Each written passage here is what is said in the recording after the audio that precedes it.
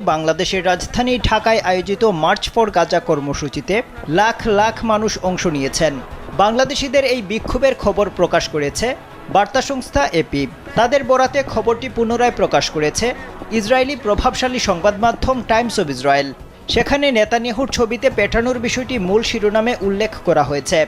যদিও এপির শিরোনামে এই বিষয়টি নেই, তারা শিরোনাম করেছে বাংলাদেশের রাজধানীতে ইসরায়েলের বিরুদ্ধে প্রায় 1 লাখ মানুষের র্যালি। অপরদিকে টাইমস অব ইসরায়েল একই খবরের শিরোনাম করেছে বাংলাদেশে প্রায় 1 লাখ মানুষের গাজা যুদ্ধের বিরুদ্ধে প্রতিবাদ, পিটিয়েছে নেতানিয়াহু ও তার মিত্রদের ছবি। এই প্রতিবেদনে আরও লেখা হয়েছে বাংলাদেশের রাজধানীতে হাজার হাজার বিক্ষোভকারী গাজায় হামলার নিন্দা জানাতে র্যালি করেছেন। ঢাকা বিশ্ববিদ্যালয় এলাকার সোহরাওয়ার্দী পার্কে প্রায় 1 লাখ বিক্ষোভকারী জড়ো হয়েছিলেন। তাদের সঙ্গে ছিল কয়েকশো ফিলিস্তিনি পতাকা। সেখানে তারা ফ্রি ফ্রি ফিলিস্তিনের মতো স্লোগান দিয়েছেন।